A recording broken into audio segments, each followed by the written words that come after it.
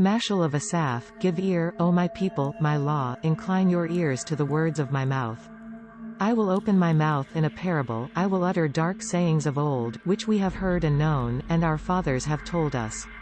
We will not hide from their children, showing to the generation to come the praises of the Lord, and his strength, and his wonderful works that he hath done.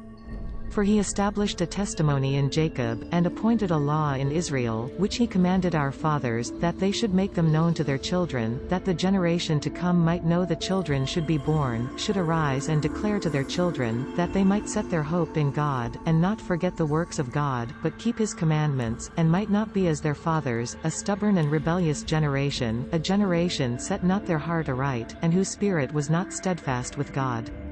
The children of Ephraim, armed, carrying bows, turned back in the day of battle.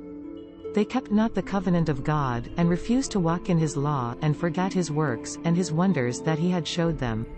Marvellous things did he in the sight of their fathers, in the land of Egypt, the field of Zoan. He divided the sea, and caused them to pass through, and he made the waters to stand as an heap. In the daytime also he led them with a cloud, and all the night with a light of fire. He clave the rocks in the wilderness, and gave drink as the great depths. He brought streams also out of the rock, and caused waters to run down like rivers.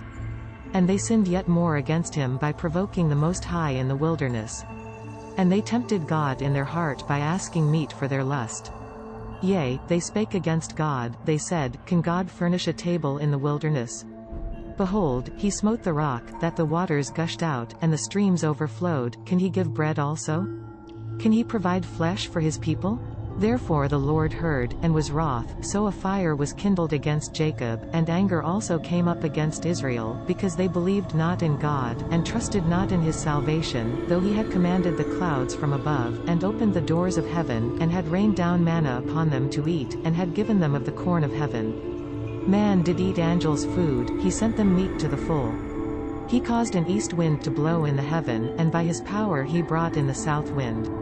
He rained flesh also upon them as dust, and feathered fowls like as the sand of the sea, and he let fall in the midst of their camp, round about their habitations.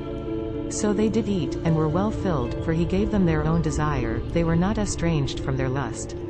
But while their meat yet in their mouths, the wrath of God came upon them, and slew the fattest of them, and smote down the chosen of Israel. For all this they sinned still, and believed not for his wondrous works. Therefore their days did he consume in vanity, and their years in trouble. When he slew them, then they sought him, and they returned and enquired early after God. And they remembered that God their rock, and the high God their Redeemer. Nevertheless they did flatter him with their mouth, and they. This content was provided by angelotricarico.com. Subscribe to the channel for more stories.